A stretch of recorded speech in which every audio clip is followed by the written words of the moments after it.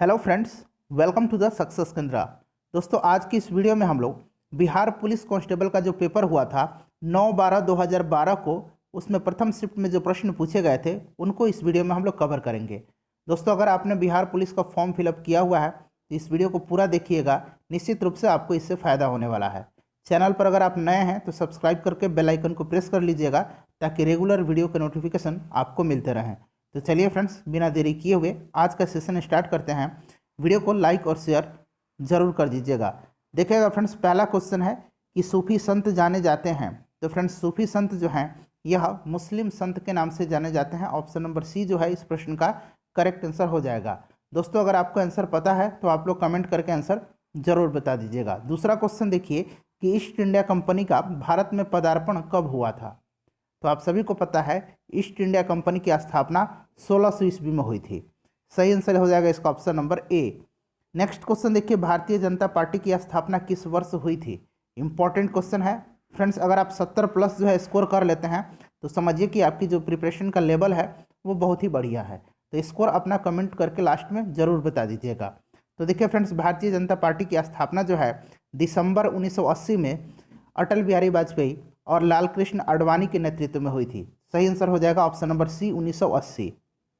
अगला क्वेश्चन देखिएगा कि भारत में संपूर्ण क्रांति का आह्वान किसने किया था। इंपॉर्टेंट क्वेश्चन है। तो भारत में संपूर्ण क्रांति का आह्वान जो है लोकनायक जयप्रकाश नारायण के द्वारा वर्ष 1974 में आपात विरोधी आंदोलन के दौरान किया गया था। कब? 1974 में। ध्यान रखिएगा। तो सही आंसर इसका हो जाएगा option number D, Jayprakash Narayan. Next question देखिएगा फ्रेंड्स, क्वेश्चन नंबर 5 कि निम्नलिखित में से किस देश में प्रत्यक्ष लोकतंत्र स्थापित है।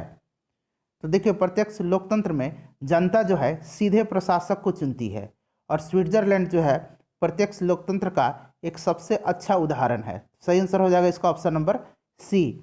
नेक्स्ट क्वेश्चन है कि राज्यों में राज्यपाल की नियुक्ति कौन करता है। काफ़ी इंपॉर्टेंट क्वेश्चन है। तो देखिए फ्रेंड्स, संविधान के अनुच्छेद 155 के अनुसार, ध्यान रखिएगा, संविधान के अनुच्छेद 155 के अनुसार देश के किसी भी राज्य में राज्यपाल की नियुक्ति राष्ट्रपति के द्वारा की जाती है। तो ये आर्टिकल भी आप लोगों को ध्यान रखना है। सही आंसर हो जाएगा ऑप्शन नंबर सी, राष्ट्रपति के द्वारा। क्वेश्चन नंबर 7 देखिए। और फ्रेंड्स, इससे पहले जो है बिहार पुलिस को के लिए हम लोगों ने सेट नंबर 1 से लेकर के 6 तक को कवर किया है। साथ ही साथ सामान्य विज्ञान का हम लोगों ने 2 स्पेशल वीडियो कवर किया हुआ है। तो अगर आपने नहीं देखा है तो देख लीजिएगा, सभी का लिंक जो है मैंने वीडियो के डिस्क्रिप्शन में दिया हुआ है। और फ्रेंड्स, अक्टूबर 2020 में बिहार पुलिस लेडी कांस्टेबल का एग्जाम हुआ था, उसका भी प्रश्न पत्र हमने कवर किया है। तो जो भी बिहार पुलिस के कैंडिडेट हैं वो उस वीडियो को जरूर देख लेंगे। निम्न में से विधान परिषद किस राज्य में नहीं है। प्रश्न को ध्यान से पढ़िएगा, पूछा जा रहा है कि नहीं है विधान परिषद। तो ध्यान से सुनिए, भारत में वर्तमान में केवल 5 राज्यों में विधान परिषद है। ये राज्य कौन कौन से हैं? तो बिहार है, उत्तर प्रदेश है, महाराष्ट्र है, कर्नाटक है और आंध्र प्रदेश है। क्लियर है? तो सही आंसर हो जाएगा इसका ऑप्शन नंबर सी, गुजरात में जो है नहीं है। नेक्स्ट क्वेश्चन देखिए, निम्नलिखित में से कौन संघवाद की विशेषता नहीं है। देखिए, विशेषता नहीं पूछा गया है। इंपॉर्टेंट क्वेश्चन है। देखिए, संघवाद की जो प्रमुख विशेषताएं हैं वे उसमें है सत्ता का विकेंद्रीकरण, केंद्र और राज्यों के बीच शक्तियों एवं अधिकारों का विभाजन, स्थानीय निकायों को महत्व तथा स्वतंत्र न्याय प्रणाली। तो देखिए, सही आंसर हो जाएगा ऑप्शन नंबर डी, सत्ता का केंद्रीकरण नहीं होगा, सत्ता का उसमें विकेंद्रीकरण होगा। तो ध्यान रखिएगा, ऑप्शन नंबर डी जो है ये संघवाद की विशेषता नहीं है। उसके बाद देखिए पूछा गया क्वेश्चन नंबर 9 कि भारत में भूदान और ग्रामदान आंदोलन किसने आरंभ किए थे। तो फ्रेंड्स, आप सभी को पता होगा कि भारत में भूदान और ग्रामदान आंदोलन जो है आचार्य विनोबा भावे के द्वारा चलाए गए थे। तो सही आंसर हो जाएगा ऑप्शन नंबर डी, आचार्य विनोबा भावे। नेक्स्ट क्वेश्चन देख लीजिए। नेक्स्ट क्वेश्चन है कि इनमें से कौन सा कथन सत्य नहीं है। कौन सा कथन जो है इसमें से सत्य नहीं है। चारों कथन को पढ़ लीजिए। वर्ष 1971 में दहेज निरोध अधिनियम बना था। तो देखिए, सत्य नहीं पूछा गया है, तो यही जो है असत्य है। दहेज निरोध अधिनियम जो है ये 1961 में जो है जो इसके तहत दहेज प्रथा को प्रतिबंधित किया था। ठीक है, यह अधिनियम 20 मई 1961 को 20 मई 1961 को जो है अस्तित्व में आया था। तो यही जो है गलत है, तो गलत ही पूछा गया है। तो ऑप्शन ए ही इसका गलत आंसर हो जाएगा। बाकी आप लोग यहाँ पर देख लीजिए, बाकी जो है ये सही है। ठीक है। नेक्स्ट क्वेश्चन पूछा गया है कि महात्मा गांधी ने कौन सी पत्रिका शुरू की थी। फ्रेंड्स, उम्मीद कर रहा हूँ कि वीडियो आप सभी को पसंद आ रही है। प्लीज़ फ्रेंड्स, वीडियो को अगर आपने अब तक नहीं लाइक किया है तो लाइक कर दीजिए और इसे दोस्तों के साथ शेयर जरूर कर दीजिएगा। जहाँ कहीं भी हैं आप सोशल मीडिया में, वहाँ आप इसको शेयर कर सकते हैं। देखिए फ्रेंड्स, महात्मा गांधी की कौन सी पत्रिका शुरू की गई थी? तो ध्यान से सुनिए, महात्मा गांधी ने यंग इंडिया, हरिजन, नवजीवन, हिंद स्वराज आदि पत्रिकाओं का संपादन किया था। इसमें पूछा गया है कि कौन सी की है, तो सही आंसर हो जाएगा इसका हरिजन। ऑप्शन नंबर सी जो है इस प्रश्न का करेक्ट आंसर हो जाएगा। ठीक है, चलिए नेक्स्ट क्वेश्चन देखिएगा कि दक्षेस की वर्तमान में सदस्य संख्या कितनी है, यानी कि सार्क का। ठीक है फ्रेंड्स, तो सार्क के बारे में कई दफ़ा मैंने आपको बताया है। सार्क की स्थापना बांग्लादेश के ढाका में हुई थी और हेडक्वार्टर जो है वो काठमांडू में है। क्लियर है? सार्क में टोटल कितने सदस्य देश हैं, ये आपसे पूछा जा रहा है, तो ध्यान रखिएगा, इंपॉर्टेंट क्वेश्चन है, आगे भी पूछा जा सकता है। तो टोटल इसमें जो है 8 सदस्य देश हैं। ठीक है फ्रेंड्स, भारत, पाकिस्तान, अफगानिस्तान, भूटान, श्रीलंका, मालदीव, ये सारे जो हैं इसके सदस्य देश हैं। चलिए अगला क्वेश्चन देख लीजिए, ध्यान रखिएगा, पूछा जाता है कि कौन सा सदस्य देश नहीं है और उसमें चीन का नाम दिया जाता है। तो चीन जो है सार्क का सदस्य नहीं है। नेक्स्ट क्वेश्चन देख लीजिए कि निर्वाचन प्रक्रिया के विषय में क्या सही है। चारों ऑप्शन आपको दिख रहे होंगे, बताइएगा क्या सही है निर्वाचन प्रक्रिया के विषय में।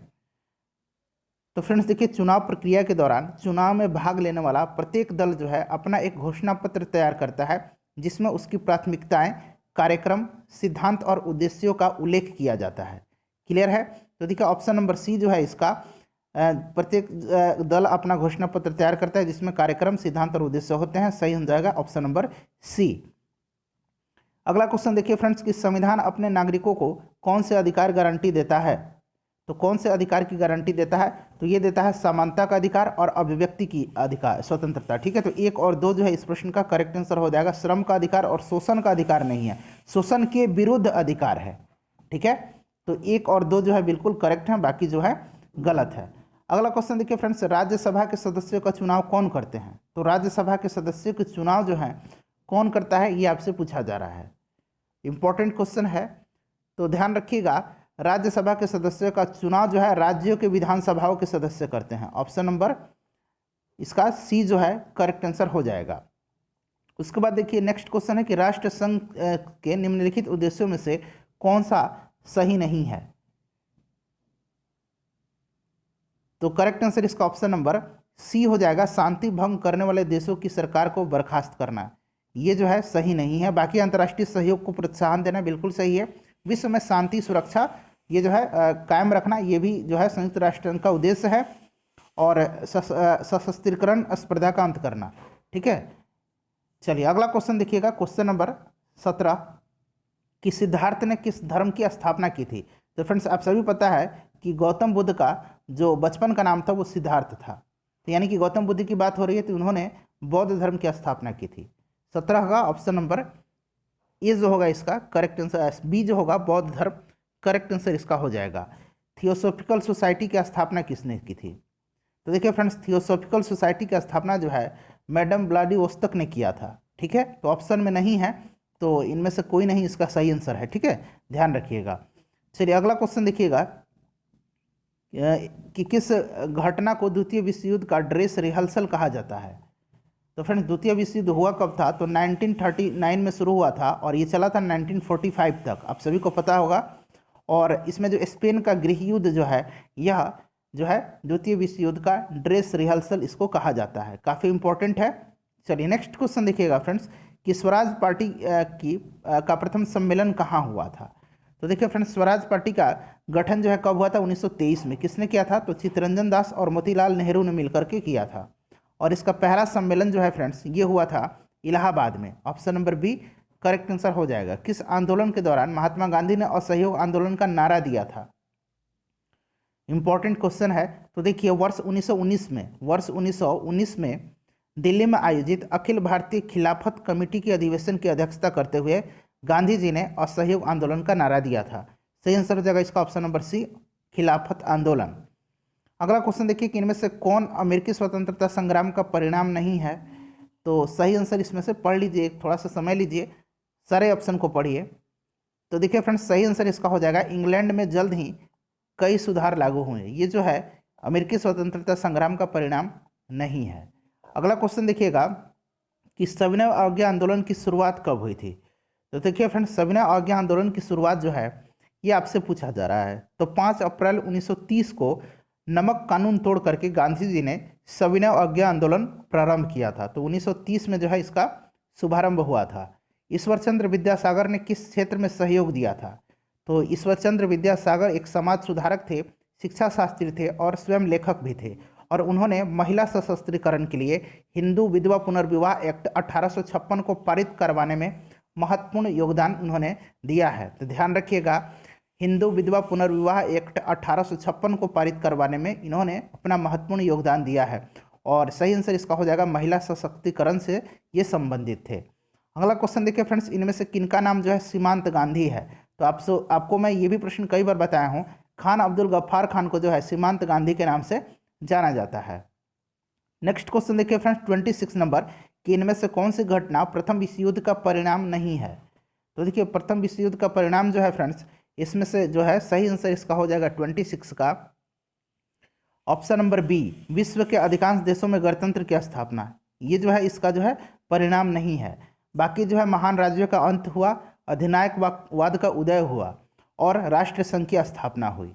ये सभी जो है करेक्ट है, ये जो है करेक्ट नहीं है। नेक्स्ट क्वेश्चन देखिए फ्रेंड्स, पूछा जा रहा है कि विश्व जल दिवस जो है कब मनाया जाता है? तो देखिए फ्रेंड्स, विश्व जल दिवस जो है यह प्रतिवर्ष 22 मार्च के दिन मनाया जाता है। तो 27 का option number D correct answer हो जाएगा। वह उपकरण जो वायुदाब मापने हेतु प्रयुक्त होता है उसका नाम आपको बताना है। तो वायुदाब मापने हेतु बैरोमीटर का प्रयोग किया जाता है, आप सभी को पता होगा। थर्मामीटर का प्रयोग ताप मापने के लिए किया जाता है। एनेमोमीटर का प्रयोग जो है ये जो है हवा की गति मापने के लिए किया जाता है। ठीक है, चलिए अगला क्वेश्चन देखिएगा फ्रेंड्स, कि वायुमंडलीय परत जो सूर्य की परावैंगनी विकिरणों से हमारी रक्षा करती है वह है। तो फ्रेंड्स वह कौन सी परत है? तो वह परत जो है वह है ओजोन मंडल। ठीक है, ओजोन मंडल है, ध्यान रखिएगा, इंपॉर्टेंट क्वेश्चन है, पूछा जा सकता है।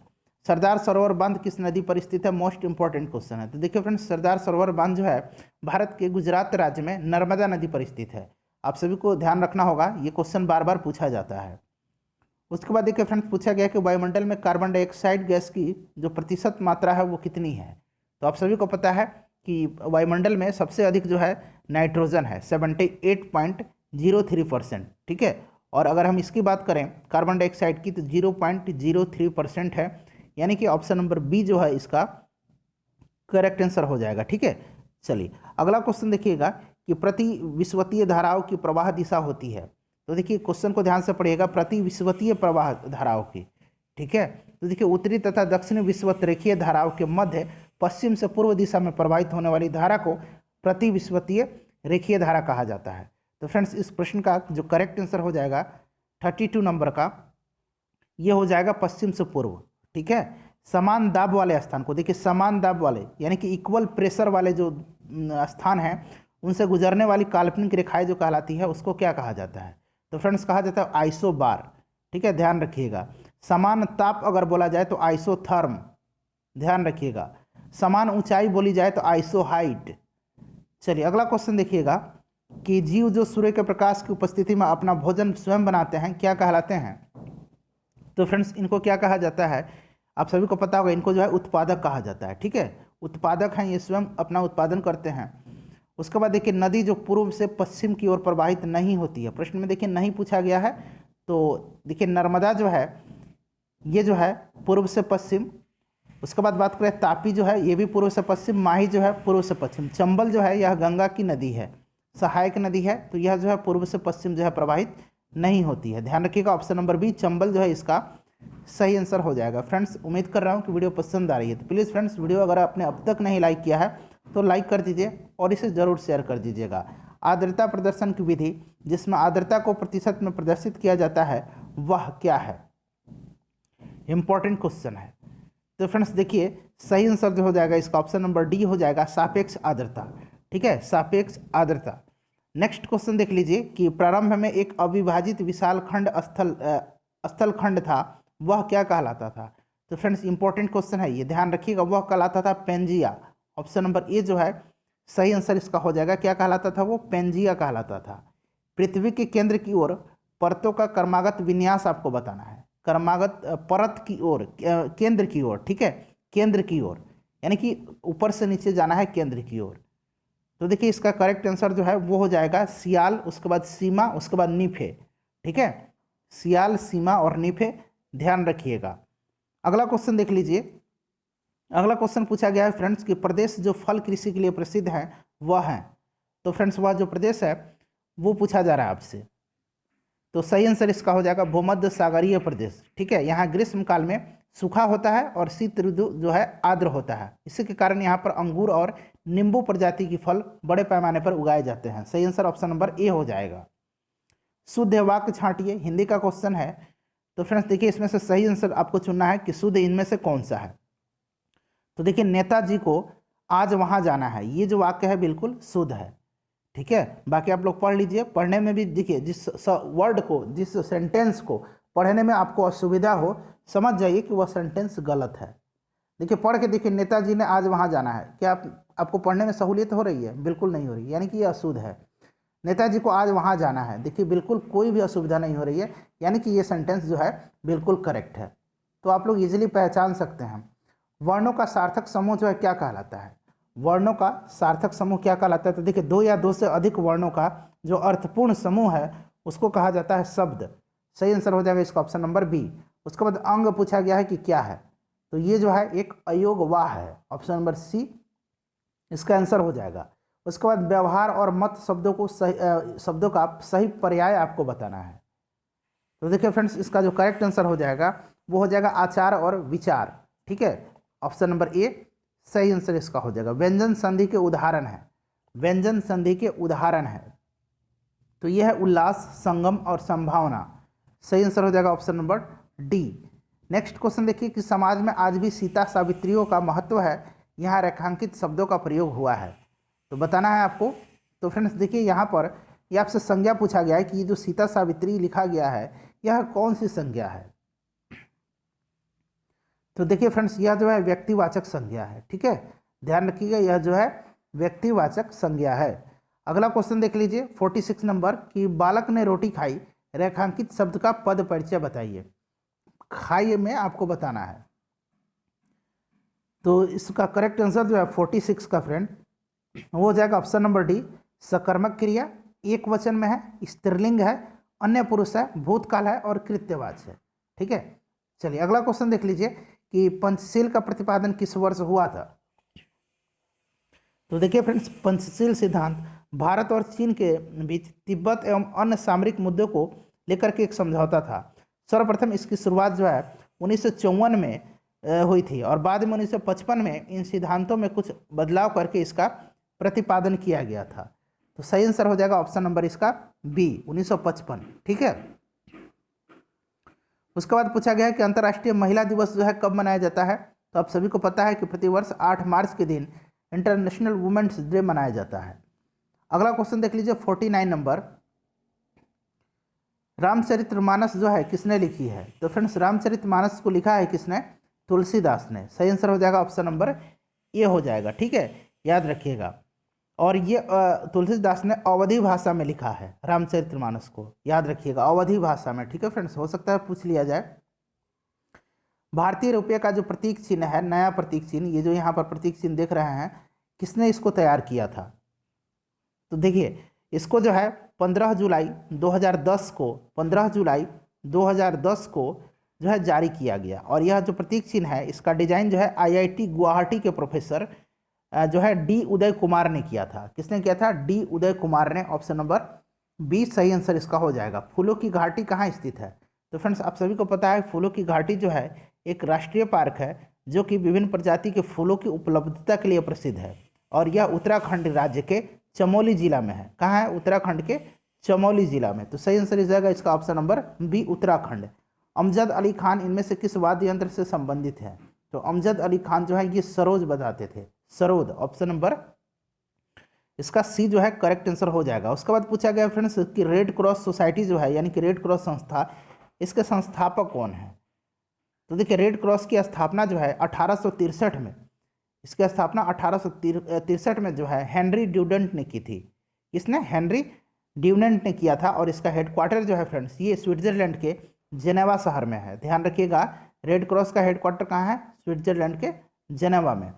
उसके बाद देखिए ये इंग्लिश का क्वेश्चन पूछा गया है, कंप्लीट करना है, फिल इन द ब्लैंक्स है। सी हैज़ बीन टीचिंग और यहाँ बताना है 2005। तो देखिए फ्रेंड्स यहाँ एक निश्चित समय दिया हुआ है 2005 से वह पढ़ाती आ रही है, तो यहाँ पर सिंस का इस्तेमाल होगा। अगर सिर्फ यहाँ दे दिया जाता कि सी हैज़ बीन टीचिंग, यहाँ खाली स्थान दे करके 4 ईयर, ठीक है, तो ये 4 ईयर निश्चित समय नहीं है, तो यहाँ 4 का प्रयोग होगा। लेकिन यहाँ 2005 निश्चित समय दिया गया है तो सिंस का प्रयोग होगा। निश्चित समय हो तो सिंस का प्रयोग, अनिश्चित समय दिया हो तो 4 का प्रयोग होगा। उसके बाद यहाँ अगला क्वेश्चन देखिए, चूज द करेक्ट सेंटेंस। आप पढ़ लीजिए चारों सेंटेंस को, बताइए कि इसमें से कौन सा जो है बिल्कुल करेक्ट है। तो फ्रेंड्स सही आंसर जो है ये ऑप्शन नंबर सी है, petrol is sold by a litre. कैसे बेचा जाता है पेट्रोल को? तो प्रति लीटर बेचा जाता है, ठीक है। चलिए अगला क्वेश्चन देखिए, बेचा गया है, बाई का इस्तेमाल हुआ है। Pick out the correct option, इसमें से सही चुनना है आपको। तो फ्रेंड्स सही आंसर जो है इसका ऑप्शन नंबर सी हो जाएगा कि he said that new Delhi is the capital of India, ठीक है। ही सेड डैट, देखिए यहाँ डैट का नरेशन है तो डैट का इस्तेमाल होगा, तो सीधी सी बात है। इतना अगर बेसिक आपको इंग्लिश आता है ना, तो आप मेरे बात मानिए, आप टोटल 10 में से अगर क्वेश्चन पूछा गया तो 7 से 8 क्वेश्चन आप कर पाएंगे, इतना इजी इंग्लिश आता है। उसके बाद देखिए अगला पूछा गया कि choose the right option to fill in the blanks. देखिए आई खाली स्थान है, my homework when the light went out, बिल्कुल बेसिक सा क्वेश्चन पूछा जाता है। तो फ्रेंड्स इसका जो करेक्ट आंसर है वो क्या हो जाएगा, I was doing my homework when the light went out, मैं जो अपना काम कर रहा था जब बिजली चली गई। तो सही आंसर हो जाएगा इसका option number B, was doing. उसके बाद देखिए complete the following sentence, I often, देखिए फिल इन द ब्लैंक्स है, आई ऑफन, यहाँ पर देखिए खाली स्थान है, मेक्स ऑफन, अब देखिए मैं तो बता ही रहा हूँ आपको, आई ऑफन यहाँ mistakes, I am only human after all I am fallible. तो देखिए सही आंसर इसका क्या हो जाएगा, 58 का मैंने बता दिया था, आई ऑफन मेक, यहाँ पर होगा मेक मिस्टेक होता है, ठीक है। उसके बाद देखिए चूज द फ्रेज, यहाँ देखिए choose the phrase opposite in the meaning to the words underlined in the following. He is fat and flabby but his son is, बताना इसका उल्टा बताना है, fat and flabby but his son is. तो सही answer इसका क्या हो जाएगा फ्रेंड्स, सही आंसर हो जाएगा ऑप्शन नंबर, यहाँ पर देख लीजिए आगे भी क्या दिया हुआ है, हाँ लीन एंड थीन हो जाएगा उल्टा, ठीक है। फैट मतलब मोटा होता है, और देखिए लीन एंड थीन मतलब पतला हो गया। उसके बाद अगला क्वेश्चन देखिए friends, choose the correct meaning of the underlined phrase the following sentence. अब इसमें से जो है इसका मीनिंग बताना है। देखिए it was an exciting match full of suspense, both teams were well matched and fought tooth and nail. तो फ्रेंड्स सही आंसर इसका क्या हो जाएगा, इस प्रश्न का सही आंसर जो हो जाएगा, they played with every bounce off strength they had, ठीक है, पूरी क्षमता के साथ उन्होंने जो है एक मैच खेला था। अगला क्वेश्चन देख लीजिए कि निम्नलिखित में से कौन सा रोग विटामिन के कुपोषण के कारण नहीं होता है। तो विटामिन से नहीं होता है, विटामिन की जो कमी होती है उससे कौन सा रोग नहीं होता है, ये पूछा गया है। तो नहीं शब्द लगा हुआ है, तो देखिए बेरी बेरी स्कर्वी रतौंधी ये सारे विटामिन की कमी से होते हैं, लेकिन नहीं पूछा गया तो अरक्तता है, एनीमिया जो है फ्रेंड्स, यह विटामिन की कमी से थोड़ी ही होता है। यह किसकी कमी से होता है, तो ये रक्त में हीमोग्लोबिन की कमी से होता है, ठीक है, ध्यान रखिएगा। रक्त में जो है कौन सा तत्व पाया जाता है, Fe पाया जाता है, लौह पाया जाता है। निम्न में से कौन वास्तविक मछली नहीं है, यानी कि रियल फिश नहीं है, तो ये जो है सिल्वर मछली, सिल्वर फिश, रजत मीन जिसको हिंदी में कहा जाता है, ये मछली नहीं है। फल के रस के खमीरीकरण के दौरान कौन सा गैस निकलता है, तो किसी भी चीज़ का देखिए फर्मेंटेशन जब होगा तो उसमें से कार्बन डाइऑक्साइड गैस निकलेगी, ठीक है, ध्यान रखिएगा। मरुद्भिद अनुकूलन में पत्तियां रूपांतरित हो जाती हैं, तो फ्रेंड्स पत्तियां जो हैं इसमें किस रूप में रूपांतरित हो जाती है, तो इसमें रूपांतरित हो जाती है सूल के रूप में, ठीक है, सूल के रूप में रूपांतरित हो जाती है। ऑप्शन नंबर इसका बी जो है करेक्ट आंसर हो जाएगा। पानी की कमी में से जो है अनुकूलन में इन पादपों की पत्तियां स्पाइन्स में परिवर्तित हो जाती है। नेक्स्ट क्वेश्चन देखिए कि शीत निष्क्रियता जो है पाई जाती है। तो देखिए फ्रेंड्स शीत निष्क्रियता जो है मेढकों में पाई जाती है। मेढक जो होते हैं एम्फीबियन वर्ग में आते हैं, यानी कि उभयचर प्राणी हैं। तो सही आंसर हो जाएगा इसका ऑप्शन नंबर ए, मेढक। फेफड़ों का पृष्ठ क्षेत्रफल बढ़ जाता है, फेफड़ों का पृष्ठ क्षेत्रफल बढ़ जाता है।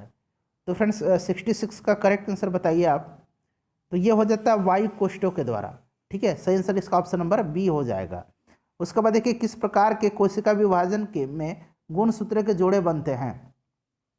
तो देखिए अर्धसूत्री, जिसको कि मियोसिस कहा जाता है अंग्रेजी में, कोशिकीय विभाजन में गुणसूत्र के जोड़े बनते हैं, ठीक है, ध्यान रखिएगा। जीवों में काय का निर्माण यानी शरीर का निर्माण करने वाली कोशिकाओं के केंद्रकों में गुणसूत्रों की अभिलाक्षणिक संख्या विद्यमान रहती है।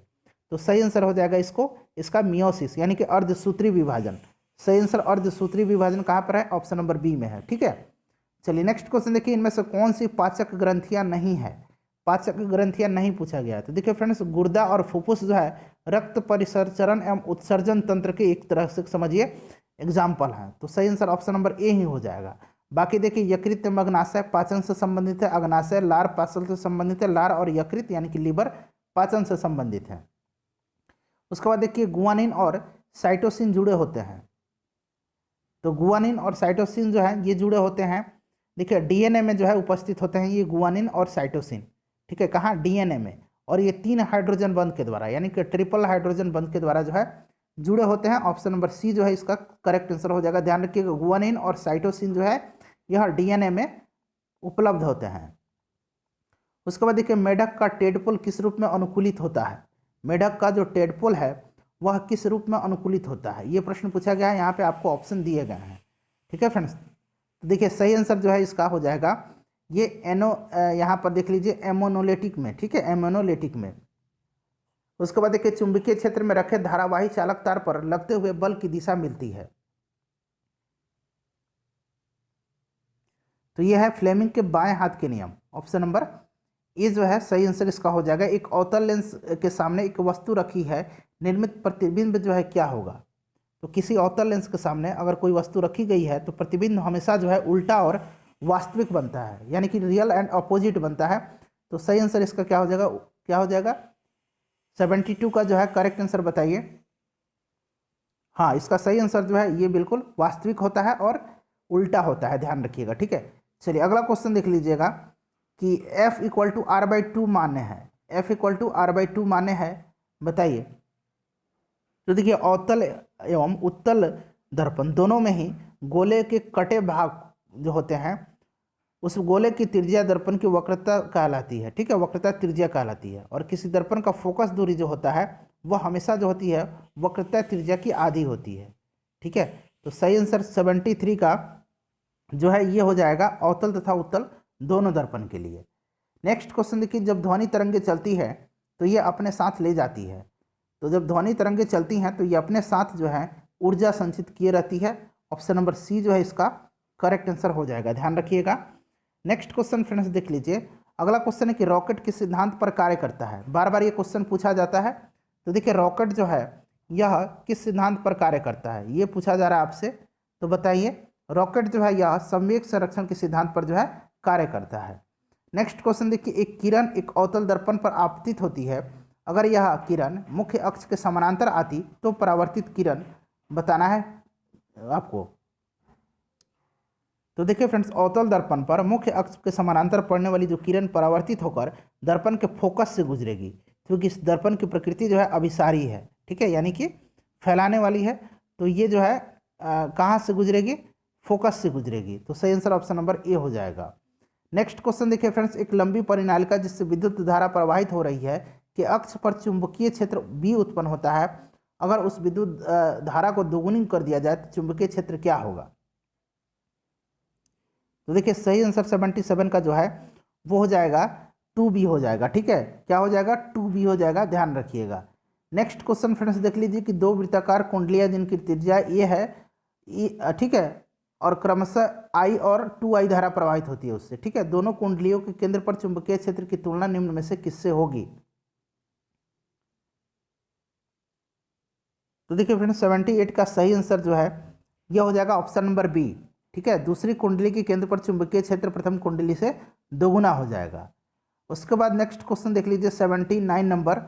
यहाँ पर दिया हुआ कि किसी लेंस की क्षमता जो है +0.5 डायोप्टर है, तो उसका आपको फोकस दूरी बताना है और उसकी प्रकृति बतानी है उस लेंस की। तो आप सभी को पता होगा कि लेंस की क्षमता जो होता है 1/f होता है।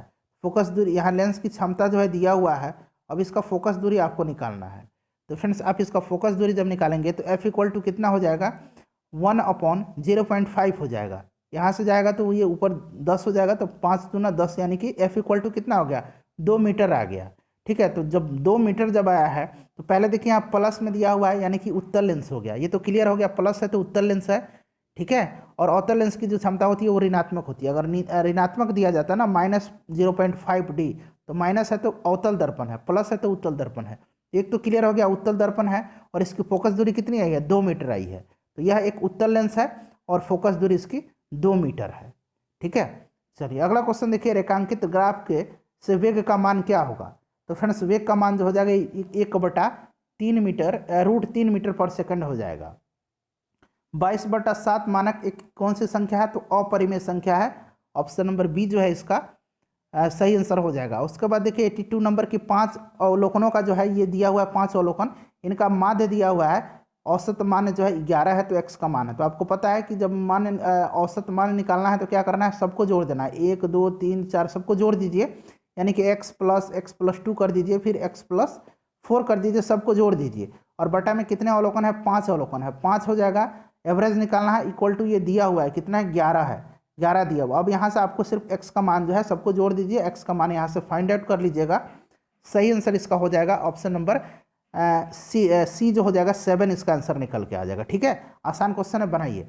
उसके बाद देखिए इसका भी आप लोग इजीली बना सकते हैं 83 का। ठीक है फ्रेंड्स, 83 का भी आप लोग आसानी से, देखिए x इक्वल टू दिया हुआ है और y इक्वल टू दिया हुआ है। तो आपको करना क्या है, इसमें से x की वैल्यू और y की वैल्यू आप लोग निकाल लीजिए, और x y का मौसा जो है आपसे यहाँ पूछा गया है कि मौसा आपको बताना है x और y का। ठीक है, तो x कितना दिया हुआ है देख लीजिए, y कितना दिया हुआ है, इतना दिया हुआ है। क्लियर है फ्रेंड्स। अब देखिए इसमें से आपको मौसा निकालना है, तो आप लोग मौसा निकाल सकते हैं आसानी से। तो मौसा इसका 12 हो जाएगा। ठीक है, ऑप्शन नंबर ये जो है सही आंसर इसका हो जाएगा। किसी वृत्त का क्षेत्रफल दिया हुआ है, ठीक है, तो इसकी परिधि, तो ये मुझे बताने की बिल्कुल ज़रूरत नहीं है। 84 का करेक्ट आंसर मैं आपको सिर्फ बता देता हूँ। सही आंसर जो हो जाएगा इसका डी हो जाएगा। ठीक है, 22 सेंटीमीटर। उसके बाद नेक्स्ट क्वेश्चन देखिए, ये 85 नंबर में 85 का करेक्ट आंसर मैं आपको बता दे रहा हूँ। 85 का जो सही आंसर हो जाएगा फ्रेंड्स, आप लोग मैथ के क्वेश्चन सॉल्व कर लीजिएगा, ये हो जाएगा ऑप्शन नंबर डी। ठीक है, चलिए next question option number D हो जाएगा। उसके बाद इस समीकरण को सॉल्व करना है। ठीक है फ्रेंड्स, तो समीकरण को सॉल्व कर लीजिएगा। तो इसका भी आंसर मैं बता देता हूँ। इसका जो करेक्ट आंसर हो जाएगा वो ऑप्शन नंबर बी हो जाएगा। उसके बाद नेक्स्ट क्वेश्चन देखिएगा कि यूक्लिड विभाजन परिमेयिका के उपयोग से दो धनात्मक पूर्णांक ए और बी, जहाँ ए ग्रेटर देन जो है बी है, तो हम निकाल सकते हैं। तो ये दशमलव विस्तार के द्वारा हम निकाल सकते हैं। ठीक है, चलिए उसके बाद अगला क्वेश्चन देख लीजिएगा फ्रेंड्स। नेक्स्ट क्वेश्चन है कि 15 वर्ष पर 15,000 रुपया पर 2 वर्ष का चक्रवृद्धि ब्याज और साधारण ब्याज का अंतर दिया हुआ है। ठीक है, तो आपको निकालना है कि ब्याज की वार्षिक दर क्या होगी। तो इसका मैं एक साधारण फार्मूला बता देता हूँ। इसका फार्मूला क्या रखिएगा, अंतर देख लीजिए, दिया हुआ है 96। तो ये 2 वर्षों का जो अंतर होता है ना साधारण और चक्रवृद्धि ब्याज का, इक्वल टू ये एक फार्मूला होता है, ध्यान रखिएगा, P/R/100 का स्क्वायर। तो देखिए यहाँ P भी दिया हुआ है, आपको R ज्ञात करना है, तो यहाँ से R निकाल लीजिएगा। ठीक है, और 96 यहाँ अंतर दिया हुआ है, तो इसको सॉल्व कर लीजिएगा आप लोग। तो यहाँ से रेट निकल आएगा। रेट निकल के कितना आ जाएगा फ्रेंड्स, तो देखिए रेट निकल के जो आ जाएगा वो आ जाएगा 10%। ठीक है, ऑप्शन नंबर सी जो है इसका सही आंसर हो जाएगा। 88 का बी हो जाएगा 8%। ठीक है, माफ़ कीजिएगा, बी हो जाएगा, निकाल लीजिए आप लोग। उसके बाद नेक्स्ट क्वेश्चन देखिए फ्रेंड्स, ये दिया हुआ है ए इक्वल टू इतना दिया हुआ है। ठीक है फ्रेंड्स, अब देखिए ए इक्वल टू दिया हुआ है, बी इक्वल टू दिया हुआ है। तो सबसे पहले आप ए स्क्वायर कर लीजिए पहले इसका, फिर बी स्क्वायर कर लीजिए, फिर मल्टीप्लाई करके सब ऊपर लिख दीजिए, फिर इसका वैल्यू निकाल के आप इसको सॉल्व कर लीजिएगा। सही आंसर इसका निकल के आ जाएगा 4/3। चलिए अगला क्वेश्चन देख लीजिए। नेक्स्ट क्वेश्चन है कि एक ठोस धात्विक बेलन की आधार त्रिज्या 3 सेंटीमीटर है और ऊंचाई 5 सेंटीमीटर है। इसे पिघला करके एन ठोस शंकु बनाया जाता है जिसकी ऊंचाई 1 सेंटीमीटर, आधार की त्रिज्या 1 मिलीमीटर है। तो एन का मान निकालना है। तो सही आंसर इसका मैं बता देता हूँ। सही आंसर जो है ये ऑप्शन नंबर डी हो जाएगा, 13,500।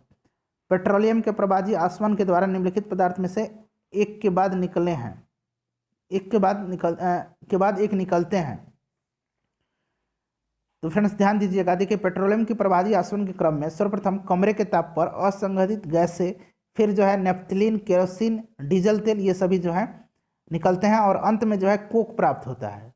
ठीक है, तो इसमें से देखिए सबसे पहले मैंने क्या बताया था कि सबसे पहले तो क्या निकलता है, सबसे पहले जो है कमरे के ताप पर असंगठित गैस निकलती है, उसके बाद नेफ्थलीन निकलता है, फिर जो है केरोसिन निकलता है, उसके बाद जो है डीजल निकलता है, पैराफिन निकलता है, ठीक है, और अंत में जो है कोक निकलता है। तो इसमें से कोई भी क्रम जो है सही नहीं दिया हुआ है, ठीक है।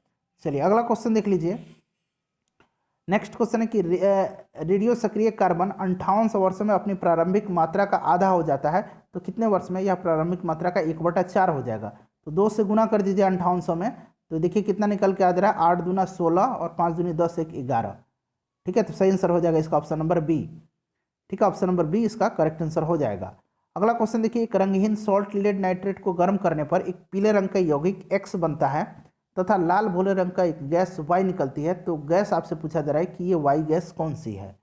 तो देखिए जब लेड नाइट्रेट को गर्म किया जाता है तो पीले रंग का लेड ऑक्साइड निकलता है, यानी कि पीले रंग का जो है लेड ऑक्साइड निकलता है, ठीक है, PbO निकलता है, तथा नाइट्रोजन गैस निकलती है, ठीक है, नाइट्रोजन गैस निकलती है। तो देखिए नाइट्रोजन गैस का फॉर्मूला क्या होता है, ठीक है, नाइट्रोजन डाइऑक्साइड गैस निकलती है, ठीक है। चलिए अगला क्वेश्चन देख लीजिए कि द्रव्य में होता है। तो फ्रेंड्स देखिए द्रव्य में जो है क्या होता है ये आपसे पूछा गया। चारों ऑप्शन आपके सामने है, ध्यानपूर्वक पढ़ लीजिए और इसका आंसर आप बताइए कि द्रव्य में जो है क्या होता है।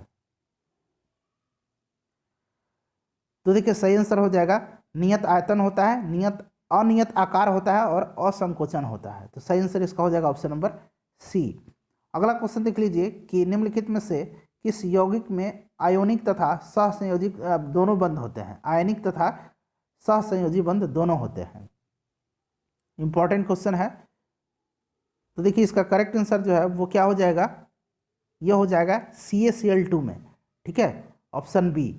अगला क्वेश्चन देख लीजिए कि रेडियो सक्रियता को मापने के लिए वाणिज्यिक रूप से उपलब्ध यंत्र कौन सा है। रेडियो सक्रियता,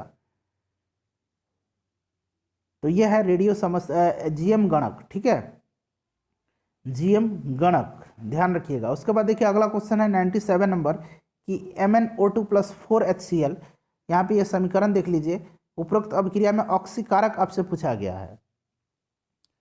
तो फ्रेंड्स देखिए ऑक्सीकारक जो इसमें से है ये Cl2 है, ठीक है, क्या है, Cl2 है।